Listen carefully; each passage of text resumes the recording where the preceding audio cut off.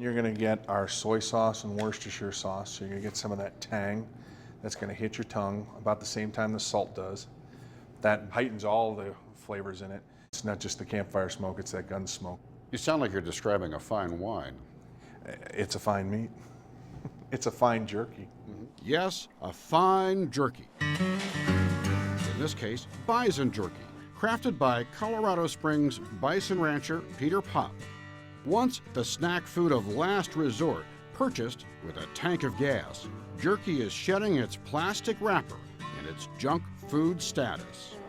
No shameful snacking here at Black Forest Bison, just award-winning recipes like Gunsmoke and Caliente Canyon, not to mention butt naked, bison, salt, pepper, and nothing else. Do you think it's on the way, or maybe it's arrived as a kind of a gourmet food? I think it's already arrived. When I started the jerky, I was really looking for something to do with a piece of buffalo I didn't have much market for. Now it's probably 60 or 70% of my business. Because people have responded and they want it. People have responded, they've tried it, they want it. How much do they want it? In just the last 5 years, sales of dried meat snacks have soared in the U.S. by nearly $1 billion. And appetites are growing far beyond cowboy country. New York City's Dean and DeLuca sells Peter Pop's bison jerky for $17 a bag, or more than $70 a pound, a price tag that shouts gourmet even louder than the ingredients. If by now you're dying to ask, where's the beef? It's here in College Station, Texas, home to Texas A&M University, where jerky making is part of the curriculum. This is a beef round.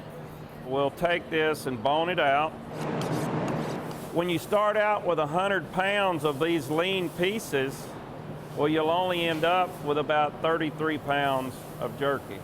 Ray Riley manages A&M's Meat Science and Technology Center, where he helped refine their recipe back in the early 1980s. Lightly pepper, and then hang the pieces to go into the smokehouse. He's a jerky expert, but not an elitist. No, I'm not a jerky snob. Now, I do like our jerky, and I do, if we're traveling, I've always got to buy another person's jerky to kind of compare it. And so far, I feel like ours is still the best. I like it. Good taste cannot be hurried. Riley's jerky takes a week to prepare, rather than hours like most mass-market products. After our 12 and a half hours, then we end up with this beautiful dried beef jerky. That's fitting for one of humankind's most primal foods, the original meal to go. Every ancient culture had its own recipe for preserving meat. We owe the word jerky to the Quechua of South America, who called salted dried meat charqui. The key, again, is good solid muscle, the way it's cut so that the muscle fiber is running with that. It's dry, but it's not tough. As A&M faculty and students prepared for their weekly barbecue, distinguished Professor Jeff Savell enjoyed a jerky appetizer.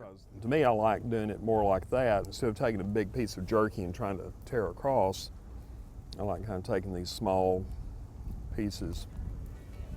In other words, take your foot off the gas and savor the taste. Enjoy jerky in the slow lane, or better yet, at an idle.